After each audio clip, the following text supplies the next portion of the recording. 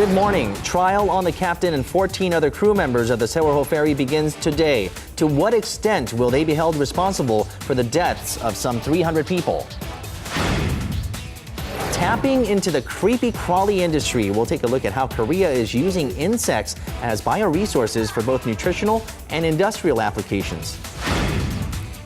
Forget about the remote controls. The future is unfolding with remote touch technology, where you can control and interact with your device using your eyes and your hands. And do you find yourself sweating intensely even in mild conditions, or maybe not at all? Our doctors will tell you all you need to know about perspiring on Korea Today, Tuesday, June 10th, 2014. From Arirang News, this is Korea Today. And good morning. Thank you for joining us on Korea Today. I'm Kim Young alongside Kim Min-jung and Oh Jin-ju.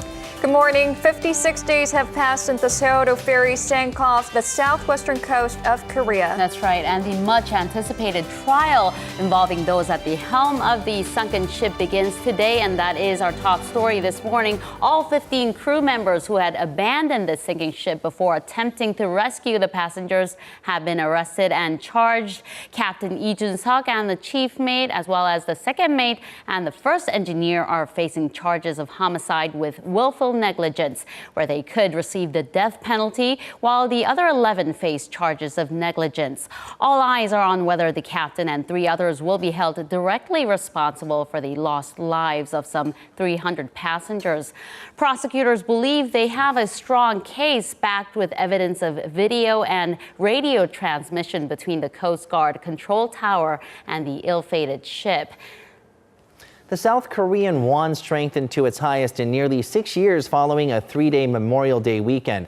The local currency closed at 1,016.20 won against the greenback on Monday, the highest since the 2008 global financial crisis. Analysts say rate cuts by the European Central Bank last week were expected to increase capital inflow into the South Korean economy, further driving up the local currency. The won has already gained some 6% due to easing policies by major advanced economies and the Korean economy's sound fundamentals. Now, analysts shrugged off concerns on whether the won will drop below the 1,000 won mark, adding that local intervention and the U.S. economy's recovery pace makes it unlikely.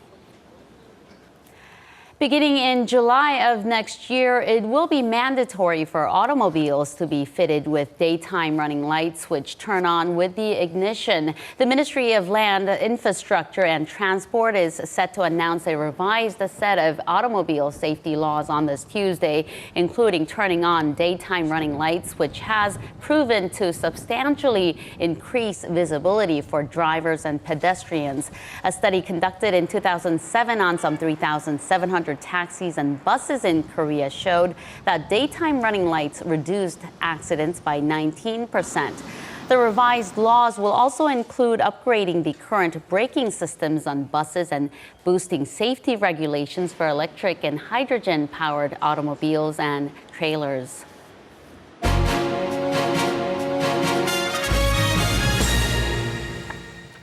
Before the 2000s, Korea's insect industry was limited to areas of, for example, beekeeping and silkworm farming, but it's quite a different story now. Many are turning their eyes to the sector as a powerful new growth engine, as insects can now be used for various purposes, such as substitutes for food, pets, or eco-friendly pesticides. The Korean government is carrying out efforts to further develop this highly potential market, following countries like Japan and the Netherlands, which have already begun nurturing the sector as a national strategic industry with necessary laws and regulations put in place. For more, let's connect to our Kim Chan-ju. Good morning, Chan-ju. Good morning, Junju. I'm at the insect farm here in Gyeonggi-do province, where they have breed insects for educational purposes and sell pet insects as well as distribution them to other farms. I'm actually holding a piece of wood where we have beetles here. I don't know if you can see them. These insects are bringing huge economic benefits to the country, as we see small and large-scale farms across the country making an annual profit of over $100,000 US. So I went out to find out the insect industry as a new growth, potential growth in the country.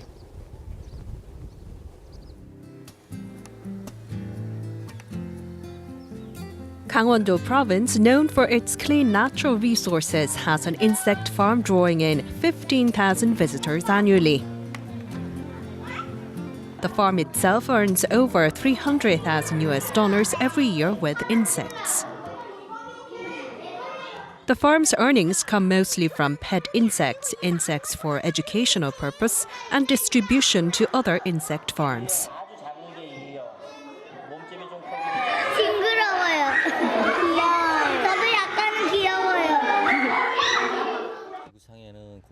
There are about 8 million species out there to be studied. Insects can be used as an industrial resource. It's still an unexplored field, which is an advantage.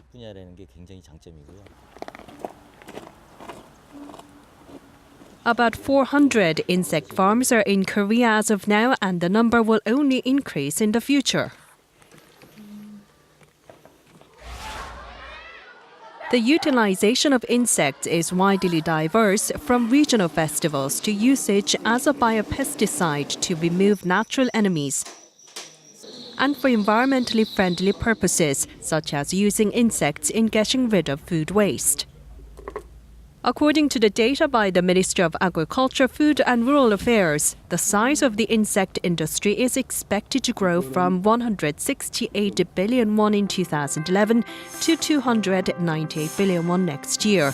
The government's goal is to develop the insect industry into a 700 billion won worth market by 2020. It is also expected that the insect industry will have an economic effect of approximately 300 billion won or $300 million next year. The insect industry has the benefit of creating new jobs related to the field. Another benefit is that raising and eating insects result in lower carbon dioxide emissions, much less than you would see when raising and eating livestock.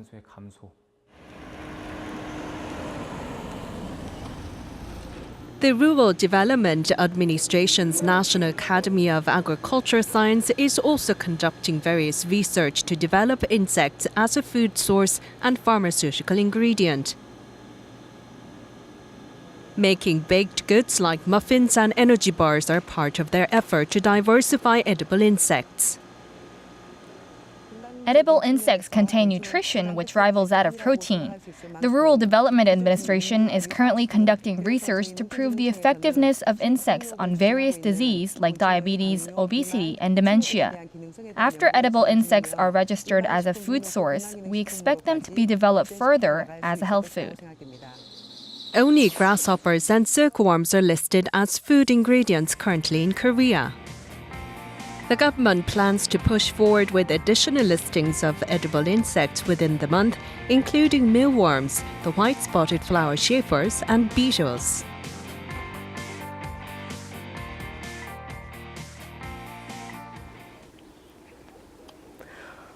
Well, it's important to spread awareness about changing the public perception when it comes to insects, but most importantly, experts say that there needs to be more systematic research and product development by companies solely focused on the insect industry to prosper in the future. For example, in this farm, we have various kinds of beetle family, and they hold educational exhibitions and lectures, and as well as selling pet insects on the official website. And the farm itself is drawing about 10,000 visitors annually. It's all part of an effort to make people more familiar with insect industry. Back to you, Jinju. And I didn't realize that insects could be so nutritious, especially rich in protein. And you actually got the chance to taste them, I saw in the report. How did they taste?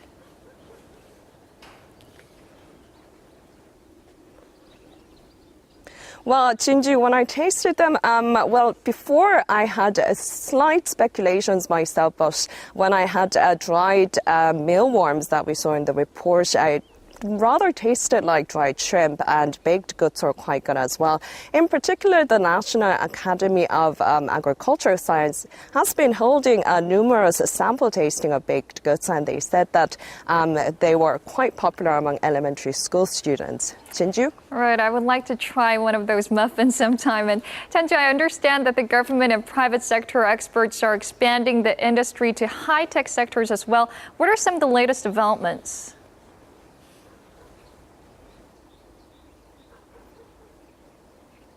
Well, there has been numerous efforts in the insect research and development to bolster biotechnology. So new developments are underway to create cutting-edge biosensors and even robots by adopting the body shapes and functions of insects. Experts said that securing these biomimetic technologies, insect industry in Korea has a huge potential and can grow into a very versatile market, reaching out to other sectors like health and environment. Jinju? All right, Tenju, thank you for that very interesting report. That was our Kim Tenju reporting on the nation's rapidly developing insect industry.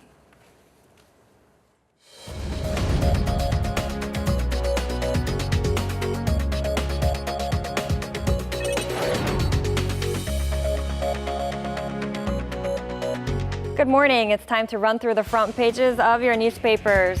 We have a variety of stories as the top headlines on the local papers this morning. We'll go ahead and start with 중앙일보's top story on the university's standardization, that is. Now, the headline reads, 13 progressive education chiefs dream of standardization of universities, or quote-unquote, the abolition of Seoul National University, not literally, but figuratively here.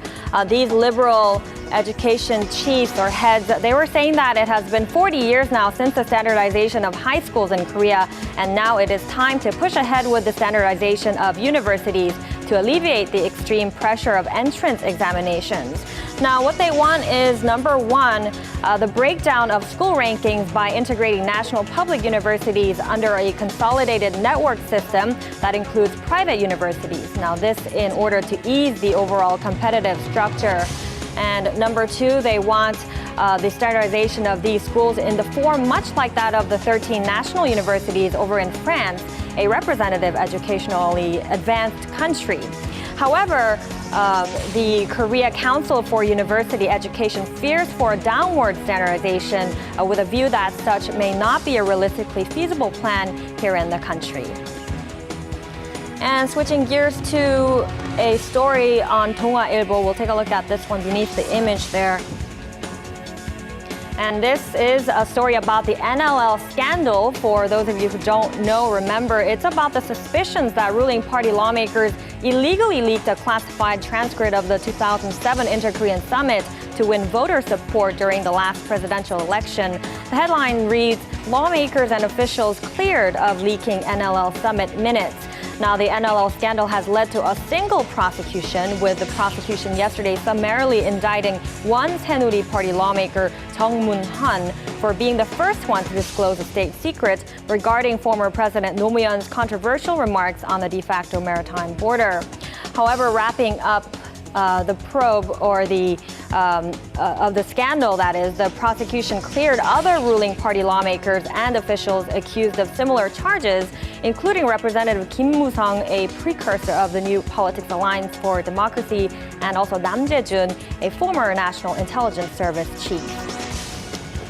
And going to Gyeonghyang-Shinmun now for a look at a front page image here for a key international headline. The title of the picture reads, Pope hosts Middle East peace prayer. Now, Pope Francis on Sunday hosted an unprecedented joint peace prayer in the Vatican with Israeli President Shimon Peres and Palestinian leader Mahmoud Abbas in a symbolic gesture aimed at fostering dialogue. And here they are, the two leaders greeting each other, with Pope Francis looking on the very right.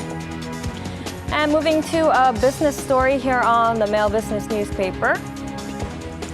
This one is about the won, the Korean won. You did hear about it earlier in the program's headlines, but I wanted to give you some more details about not just the won against the dollar, but about the yen and the yuan as well. The headline says Korean won hits almost 6-year high. Now, the Korean won rallied to its strongest level in 5 years and 10 months yesterday as rate cuts by the European Central Bank were expected to propel more foreign capital inflows.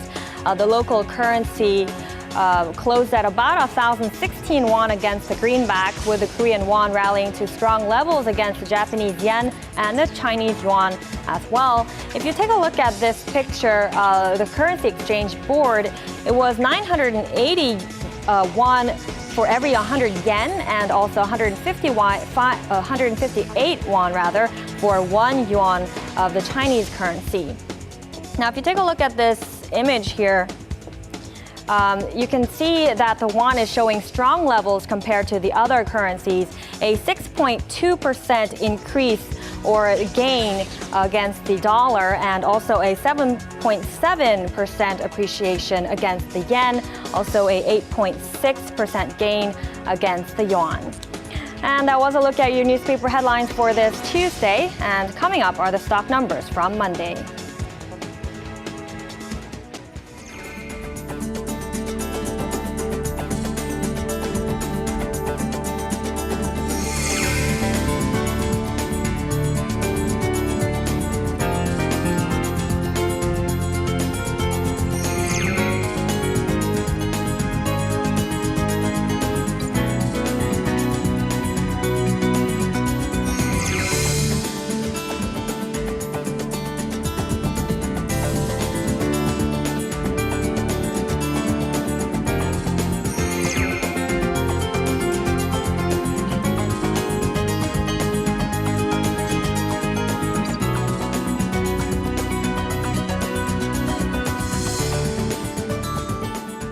Seems like we started out with nice, cool temperatures on this Tuesday morning. We are expecting some rain, though, throughout the day, on and off, so do bring an umbrella with you on your way out. For more on the weather conditions today, we are joined by Chun Sung-cho, who is outdoors for us. Good morning to you, Sung-cho. Good morning. You're looking like you're going for a walk. Good morning, guys. Currently, the conditions outside are relatively cool with overcast skies. This is due to a high-pressure system over the East Sea, drifting further away from the peninsula, and the unstable atmosphere is allowing rain clouds to form all across the country. And yes, this all means some precipitation today and tomorrow. There are chances of 5 to 40 millimeters of sporadic showers in most parts of the country, except for the eastern coastal areas in Gangwon-do province. It has started to rain already in parts of Gangwon-do, Chungcheong-do, and Gyeongsang-do provinces, and it'll spread out to the rest of the peninsula in the afternoon. It also may be accompanied by gusty winds, thunder, lightning, and even hail in some inland areas, so please watch out for the unstable weather conditions for today. Now let's move on over to a closer look at today's forecast. Temperatures are not far from the seasonal norm today. Seoul's highs are 27, Gwangju and Daejeon the warmest at 28, and Gangneung will be the coolest with highs of 19 degrees Celsius due to strong easterly winds. This is all I have for the weather update. Back to Minjang. Let's now check the stories that are making headlines around the world this morning. We'll connect to our Eunice Kim for that, who is standing by at the news center for us. Good morning to you, Eunice. And good morning, Minjung. Now, operations at Jinnah International Airport in Karachi have resumed after the terrorist attack that shook the country just yesterday. That's right. One day later, we know now that at least 28 people were killed in that attack-turned-5-hour shootout in Pakistan's largest airport. Among the dead were the 10 gunmen who stormed the major airport prepared in suicide vests, machine guns, grenades, and a rocket launcher.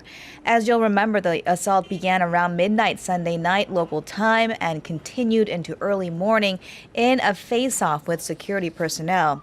The Pakistani Taliban has officially claimed responsibility. They say it was in revenge for the death of a former Taliban leader by a U.S. drone strike last November. The highly coordinated attack was their largest strike on a state security complex. The airport was reopened for business as early as 2:30 in the afternoon, local time. Energy representatives from Russia, Ukraine, and the European Commission met in Brussels on Monday to find a solution on the gas crisis that has left Kiev's future in terms of its gas deliveries in limbo. Also on the agenda was the issue of the South Stream gas pipeline, the construction of which was suspended by Bulgaria on Sunday. Moscow believes the decision came under strong pressure from Brussels and Washington and has accused the European Union of, quote, creeping economic sanctions. The South Stream pipeline, a project run by Russia's Gazprom, would transport gas to Western Europe via the Balkans, avoiding Ukraine. And finally, in our last story, we have a special obituary of sorts for the passing of the world's oldest man. That's right. He was Alexander Imich, and he passed away on Sunday at the age of 111 in the comfort of his Manhattan apartment. That's 111 years of life since his birth in Poland back in 1903. He survived the Soviet Gulag concentration camps before emigrating to the U.S. in his 40s. Now, a longtime friend credited the supercentenarian's enormous curiosity and ability to turn even great adversity into something positive as important factors in his long life, adding that these qualities were present even in his last days. Now, Imich himself had credited good genes, good nutrition, exercise, and having no children for his long life. He is remembered to have enjoyed the occasional chocolate and chicken as well. He was a chemist and a scholar of the paranormal and had edited an anthology at the age of 93. He was one of 76 super centenarians worldwide, people who live beyond 110 years, only 3 of which were men. And that's a wrap of the global headlines we're following this morning. And still to come on Korea Today, gesture recognition systems take a backseat to the new wave of the future. It's the eye-opening remote touch interface brought to you by Vtouch. A full demonstration and intro coming up on IT+. And as we head into the hotter summer months, what better way to cool off than to go to a movie theater, right? Free air conditioning, price comes with a ticket. Immune, he joins us with more on some good movies. Good morning. Good morning. So, Young, I'm going to be honest, I'm a huge movie fan. I believe you are as well. I am a very, very big movie fan. You'll see me in the theaters once every week these days, watching cartoons with my kids. These days, right. So, a lot of good movies, a lot of movies to catch, but particularly these days, action movies are catching on. And so, let's take a look at a couple action movies in theaters. Fucked it up. Go on, please. Actor Chang Dong-gun plays Kon, who after immigrating to America is abandoned by his mother, then taken in by the mafia. He's then raised to become a professional hitman. Kon makes a mistake and kills an innocent young girl, and that's when the feelings of remorse and guilt set in. He's given one last job, but soon finds himself falling in love with his next target.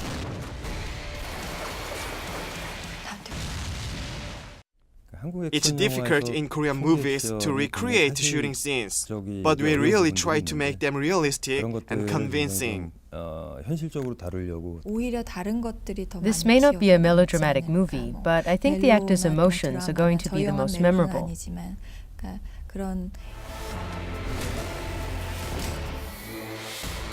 Chinook is a remorseless detective who would brutally assault and stop at nothing to catch the criminals. And although he looks perfectly masculine on the outside, he secretly struggles with a desire to be a woman. When he finally decides to get a sex change, a gang Chu previously arrested plots revenge against him and puts his secret dreams of transforming at risk, along with the life of the one person he's sworn to protect. I hope with this role I was able to show Chinook at his prime and how another man catches his eye.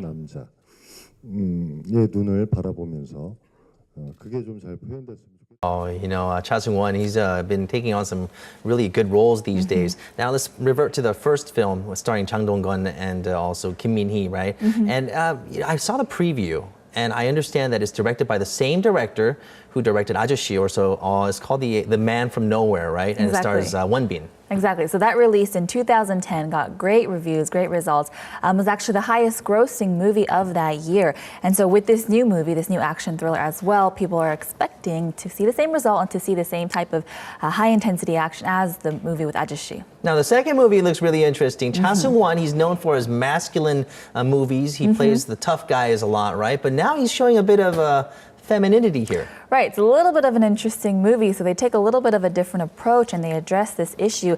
And the director Chang actually said he wanted to question the societal norm with this movie and to use this character Ji-wook as a symbol, as a representative of those who are unable to, be true to themselves in society. And so this is a very interesting movie that I think that people are a little bit skeptical in the beginning about, but I think it so far is receiving great remarks. Well, it seems that we've been talking a lot about the Hollywood blockbuster films that's been making the pre-summer scene, right? But now it looks like the Korean blockbuster films are hitting right back. I'll have to check out the Korean movies. Sounds great. Thank you very much. My pleasure. And still ahead on Korea Today. Now we are talking about heading into the warmer summer months, and with that comes sweat, sweat, and more sweat. You might sweat while you're walking, talking, or even just hosting a program just like I do. I sweat on this program almost every day because of the spotlights here. And with all the warm season all the good things that warm season provides you, heavy sweating is also a part of it. So did you know that perspiration can also be an indicator of your health? Find out more on our health check.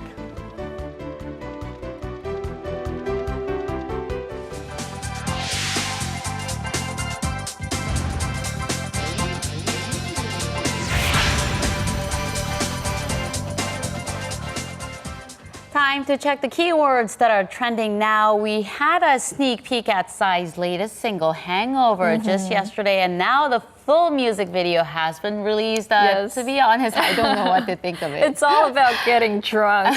But Time magazine hailed the video as art, while Billboard described it as amusing and hilarious. For more on this and other keywords, let's go over to our Seo Mi-sorang at the Digital Room. Good morning, Mi-sorang.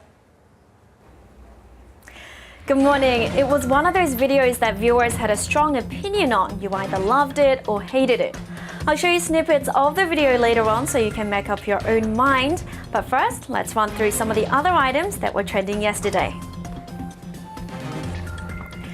Many looked up the trailer for the movie Roaring Currents that was released yesterday, as well as a health ministry report that the death toll from the infectious lethal mites was the highest in June. The Korean Student Aid Foundation, an affiliate of the Education Ministry, will accept applications for the National Student Scholarships from today to June 30th. And with just 3 more days to go until the FIFA World Cup, many looked up the game schedules for the Korean team. Now going back to Psy, Hangover and its music video was a 5-minute ode to drinking. Psy and Snoop Dogg party it up in Korea and get into some crazy antics along the way. Let's take a look. It all starts with Psy hungover and vomiting after a hard night of drinking. Snoop Dogg repeatedly slaps Psy's back, reminding him that the party ain't over. So off they go on more drunken adventures, tripping shot glasses like dominoes and taking advantage of the Korean nightlife, such as having fun at a 노래방 and mixing soju and beer to make somek and doing love shots. Let's have a listen to the song's catchy hook.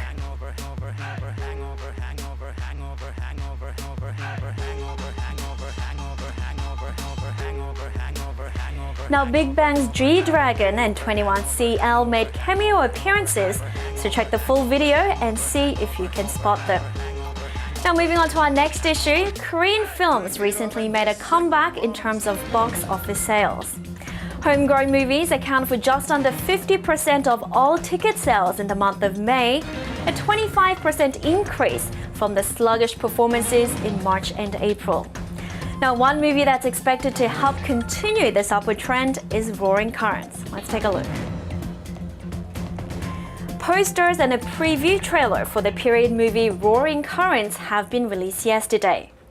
The movie is based on the real-life Battle of Myeongyang that occurred in the late 16th century, where the Joseon Admiral Lee Sun-shin fought the Japanese Navy in the Myeongyang Strait.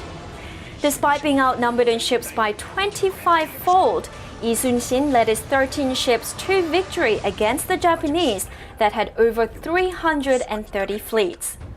In the trailer, we see glimpses of the events leading up to the battle, as well as the battle itself. Actor Choi Min-sik of Old Boy and New World fame plays Lee Sun-shin, while Ryu Sung-ryong, known for his film Miracle in Cell Number 7, plays Japanese Admiral Kurojima. Now, Roaring Currents will premiere July 30th, so make sure to add that to your list of movies to see later this summer.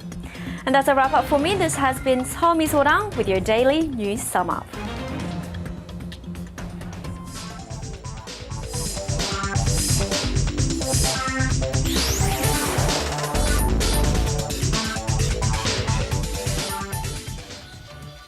An essential to operate home appliances would be remote controls, but they either run out of batteries or break down, causing people to look for different solutions and create better options for convenience.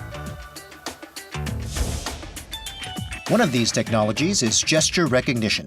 It reads people's motions and machines respond accordingly, becoming one of the fields under constant development for future technology. Recently, this gesture recognition has been introduced and implemented in more fields, including electronics and home appliances. But taking this technology one step further is remote touch technology, developed for the first time in the world in Korea. It allows people to turn televisions on and off with just a few hand motions. And you can play the video of your choice from a list of shows on the screen, all with your fingertips. You can also transfer a clip from the TV screen and play it on another monitor. The core technology uses a camera installed on top of the TV set that tracks the linear eye and hand movement of the user. It then connects the two movements and sends a signal to where the user's fingertips are pointing. Existing gesture recognition technology has limits in differentiating pre-programmed moves and those that are not. But our technology has discovered a lot of correlations between the eyes and the hands, and so it can accurately make out the different actions to search or select contents. Based on the location of the user's fingertips and eyes, it only detects patterns of the movements that are relevant. Another notable feature is that it can read the movements of up to 6 people simultaneously. For our technology to be considered complete, the core element is to ensure the technology can accurately identify the eyes and the tip of the fingers. We have worked to bring the accuracy rate of that up to 98%. Using one 3D camera, you can not only control your television, but lighting as well. You can also turn your speakers on and off.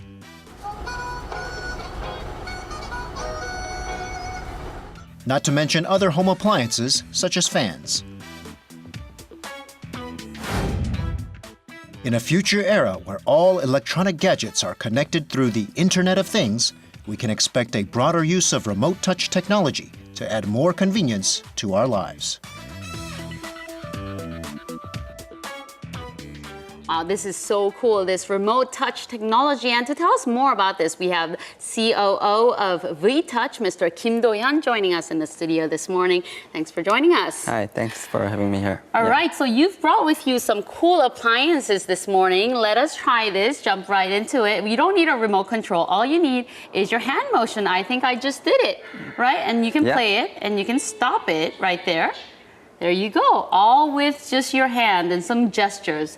All right, looks like I'm doing some magic here. How is this different from the gesture recognition technology that's already out there, though? Yeah, the traditional gesture technology is all mouse type indirect control, which means they need a cursor on the screen to control. So just for simple clicking, what they need to do is first, they have to locate the cursor and then you move the cursor using their entire body and then click. So they always need to take those 3 steps.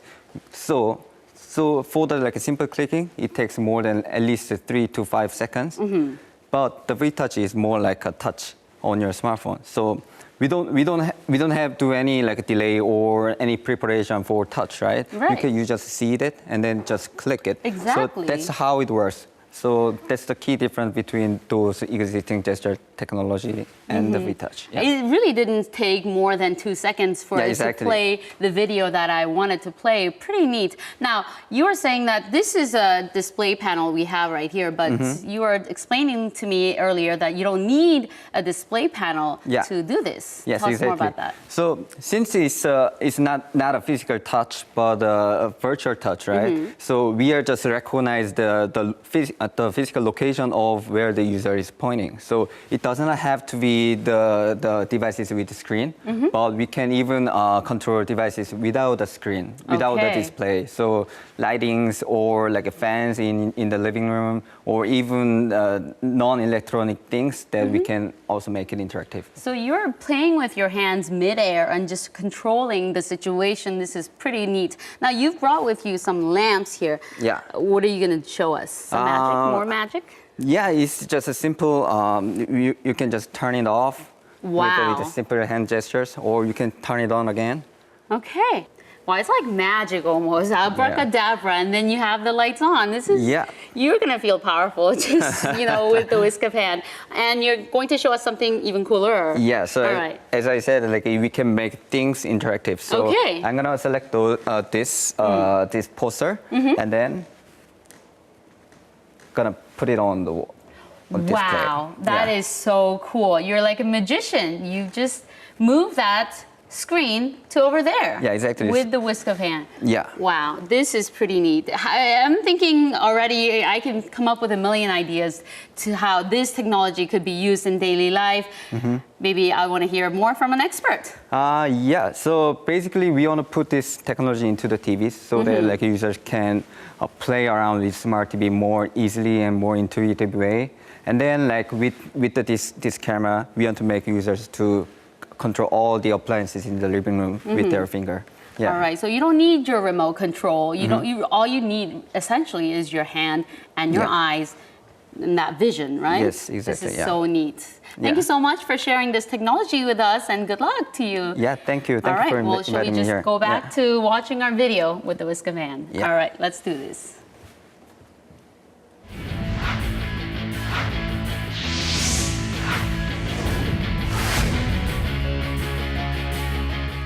And a good Tuesday morning to you all as we kick things off in the LPGA, where Park In-bi, after winning her first LPGA title of the season over the weekend, has her eyes set on that #1 LPGA ranking once again.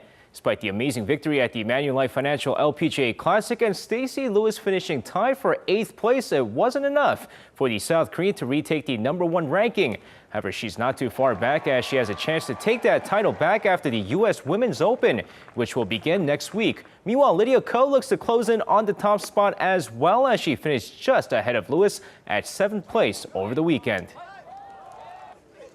And now over to the K-League Classic this time as Pohang Steelers Lee Myung-ju is headed over to the UAE on a record-breaking transfer fee. The 24-year-old who won the Rookie of the Year honors last season is headed over to Al Ain in the UAE for a record-breaking transfer fee of $5 million. Lee Myung-ju also agreed to a 3-year deal which will pay him $1.5 million per season as the transfer fee shatters the previous record when Ki Sung-young was sold to Celtic for $3.6 million back in 2009. And now over to the KBO this time, where Park Byung-ho of the Nexen Heroes is having a season to remember, and it's only June. Well, that's because he's on pace to break that KBO single-season home run record held by Lee Seung-yup. Now, so far after 55 games, the Nexen Heroes slugger has hit 26 home runs so far, leading the league by 9 home runs. Although most of those home runs were hit in Mokdong Stadium, a ballpark notorious for having a shorter fence, it doesn't take away the fact that he's still on pace to break that single-season home run record of 56 held by Lee Seung-yup of the Samsung Lions.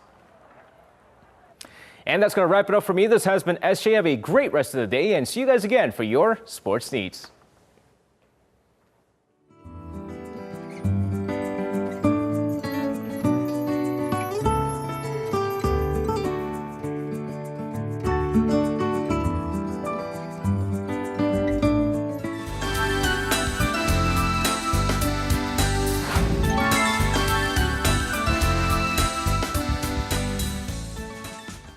With temperatures reaching above the 30-degree mark, already people find themselves sweating with even the smallest movements. Summer is especially unpleasant for those who sweat excessively. But it's important for the body to let out just the right amount of sweat in order to control body temperature. In the summer heat, perspiration helps lower the body temperature as it evaporates from the skin surface. By examining just how much you perspire and what color it is, you can get a checkup on your health, and we'll take a look at how. Oh, and this is that subject that I'm so all too familiar with, right? Just sweating in the studio. Minjung and Jinji, you guys have no problem with the heat, but No? I always have to deal with it. And talking about sweat, joining us is Dr. Alice Hyungyong-dan from Samsung Medical Center. Good morning. Hi, good morning. Good morning. And also Dr. Nam Dong-woo from Gyeonggi University Korean Medicine Hospital. Good morning. Hello, good morning to both of you. I honestly didn't know that sweat could be used as an indicator of your health, and I think Young is in a bit of a... I must be really unhealthy then. I mean, depending on which way it goes. Explain to us how this works. Well, sweating serves a very important function in our body, namely temperature regulation. Sweating is a cooling mechanism for our body. As the sweat evaporates from our skin, it draws body heat away. And so body temperature is considered a vital sign, so sweating is very important.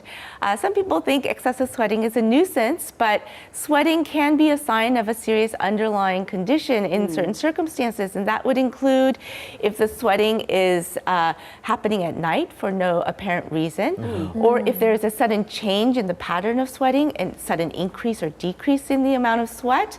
If the sweating is causing significant distress to the patient, that's also problematic. And if the sweat is associated with a particularly unusual odor, then that should also be brought to the attention of a doctor. What about in Korean medicine? Yes, in Korean medicine, sweat is considered as a very major part of the body fluid. So by observing sweating, we can evaluate the health status of the patients. And if you have excessive dampness or heat and your outer barrier is weakened, you will tend to sweat a lot. And if you're in lack of body fluids or blood, you will not sweat at all. And sometimes sweating can be a way of treatment. So if you have excessive heat problems, we will use herbal medicines that will promote sweating. Okay, I think we as people, I mean, it's very apparent that we all have different threshold or a breaking point for when we start to sweat, depending on temperatures. Like my breaking point is very low, so I mean, I'll just sweat like if the temperatures rises just a little bit. But is there too much sweating or too little sweating? Is there such a thing, Dr. Dan? Well, depending on the temperature, the humidity, and activity level, a person may sweat anywhere from a few tablespoons to actually several liters of fluid a day. But as long as hydration is maintained and body temperature is within normal range, that's considered okay, normal. How about when you don't sweat at all? Yeah, what if almost no sweat, like myself? Right, well, they're children. They don't have developed sweat glands, so they will not sweat that much. Also, there's a condition called anhydrosis or hypohidrosis, in which a person does not sweat hardly at all. That can be dangerous in certain situations if they're exposed to a lot of heat, because they can get heat cramps and heat stroke. Hyperhidrosis is the opposite, when a person is sweating excessively. And people who exercise on a regular basis, they have very efficient sweating systems, and so they will tend to sweat earlier than a person who has a sedentary lifestyle. So there is considerable variability. If you want to know if your sweating is normal or excessive, you should go to your doctor. There are tests that can be done. We have two polar opposites sitting next to each other. Teach me how to sweat. I have an efficient exercise a little more. Okay. Well, Dr. Nam, what can you say about that? Sweating too much or too little? It will depend on what type of person you are. Maybe for people like me or maybe Kim Young, who can be classified as taeomin in Korean medicine. Taeomin. Yes. We tend to be very damp and we have excessive heat, so we'll sweat a lot, and it's very good for your health to sweat a lot. But for people who are classified as somin, maybe Jinju here, who tend to be very skinny, white, and cold, if they sweat at all, they will feel very tired and sleepy easily. So it's important for them to prevent themselves from sweating. Do you have those symptoms? That's why I don't sweat a lot. But Dr. Tan, you mentioned about the smell of the sweat, but some people leave yellow stains on their clothes after sweating. Is that from personal experience? Especially around the armpit area. Well, I mean, perspiration is a clear liquid when it's excreted, but the bacteria in our skin can digest the oils and fats in the sweat, and that's what leads to that yellow color. There is an interesting condition called chrome hydrosis, in which people excrete a pigment called lipofuscin in their sweat. And unfortunately, when that pigment is exposed to the air, it can oxidize, turning the sweat either yellow, green, sometimes black and blue. That's unfortunate, yeah. That is quite unfortunate. How about in Korean medicine? Well, yellow sweat is also a problem for me too. It's very frustrating. We're being honest here. Very honest. Yes. In Korean medicine, it's considered to be caused by the dampness of the spleen. So it will help for me to lose some weight and also to consume less food so that my digestive system can rest, and that will solve the yellow sweat problems. Now, I've seen people sweat from different parts of the body. Of course, a young always on the forehead. It's always on the left forehead right here. Right, the beads of sweat coming down. And other parts, my palm, I sweat on the palm. Right. What does this indicate? Well, hyperhidrosis is a condition where you have excessive sweating that is out of proportion to the stimulus or not really related to any stimulus. It can be localized, in which you have excessive sweating of the palms, soles, or the armpits, or it can be generalized, sort of all over the body. In primary hyperhidrosis, there's no underlying cause. But in secondary hyperhidrosis, there is a serious medical condition, usually that's causing the excessive sweating. These conditions can include cancer, heart disease, overactive thyroid, tuberculosis, and unusual other hormone conditions such as carcinoid or pheochromocytoma. So in these situations, if you treat the underlying cause, that will usually take care of the sweating. In primary hyperhidrosis, there are other medical techniques that I think we'll see in our video that can be used to help treat that condition. Okay, well, is there anything that you'd like to add before we see the treatments? Yes, in Korean medicine, each part of the body is connected to your inner organs through the meridian system. So if you have excessive sweating in your forehead, maybe it's due to the excessive heat of the liver. And if you have excessive sweating in your palms, it's connected to your heart. So it's due to stress, or maybe you're getting nervous. And when you sweat a lot while you're eating, it's due to excessive heat and also weakening of the digestive system. I am always under a lot of stress, thanks to Everyone's under stress because of me, right? Well, so if you don't have any underlying causes, everything else checks out okay, and you just have these random sweating problems and it ends up being something genetic, then you might want to seek treatment for it. And we'll take a look at some of the treatment options that are out there for people like that.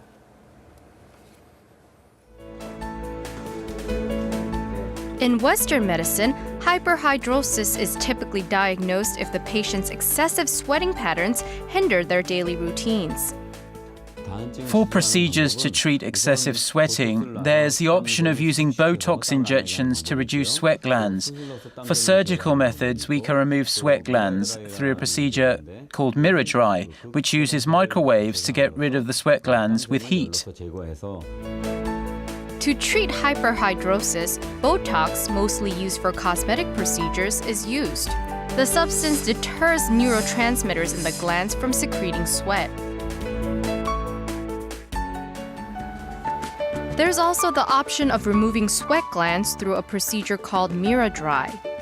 It uses non-invasive microwaves on sweat glands, and once the glands are destroyed, they do not reproduce, so the overall amount of perspiration drops dramatically.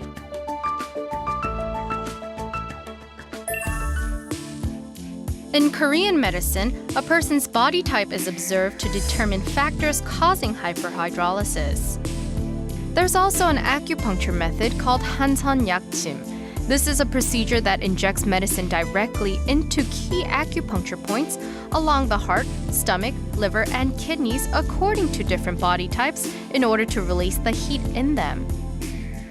Hansan medicinal acupuncture applies herbal medicine to different parts of the body that can cause excessive sweating because of their natural heat, such as in the heart, liver, stomach, and kidney, depending on the body's state.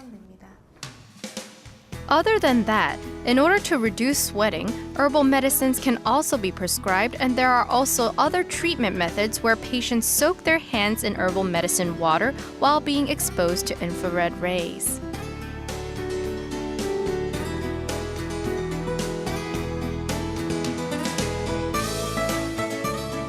So Botox, I mean, we just knew of it as making you look a little bit younger, but it can actually help you stop sweating. Yes, yes. So it's an injection, so there can be some pain as it's injected usually into the armpit area. What it does is it decreases the nerve signals that stimulate the sweat glands. It lasts anywhere from 2 to 12 months, so it's not a permanent procedure, but it can be helpful for some people. Now, there are some medicinal herbs and particular foods that I believe can be helpful in reducing sweat in Korean medicine. Tell us about that. Well, for Somin, the sweating can be caused by the loss of energy or fatigue. So samgyetang or 십전대보탕 can be help. And for Taemin, sweating will promote their health, so we just let them sweat. And also for soyangin, vegetables with bitter taste and green tea will help cool down the excessive heat and their sweating problems. So Young is Taemin, so we should just let him sweat, but there must be some useful tips to make him sweat in a healthier manner. I would remember 4 W's. First of all, weight, stay at normal weight, exercise on a regular basis, watch what you wear, have it be very well ventilated clothing, wash frequently. If you apply antiperspirant at night, that can help with sweating during the day, with odor and also the yellow staining that we talked about. And be wary of those secondary causes of sweating that I talked about. And finally, some people have menopause-related sweating. There are medications that are quite effective for this. So don't suffer alone if you're sweating, having those night sweats. See a doctor. I've jotted down 2 things for you: weight and wash frequently. Well, there it is. How about you, Dr. Nam? Well, for people like Kim Young, wash frequently? Yes. Lower body bathing or sauna will help. 반신욕, what we call it. Yes, 반신욕, yes. I see. A lot to do. Lots of things to keep in mind for all of us. Thank you very much, doctor. Thank you. Thank you. Thank you. You're welcome. And I'm going to go take a shower. Okay, you go take a shower as we wrap up the show for today. All right, have a wonderful day, and we'll see you back here tomorrow morning at 7. Thank you for watching. Bye-bye.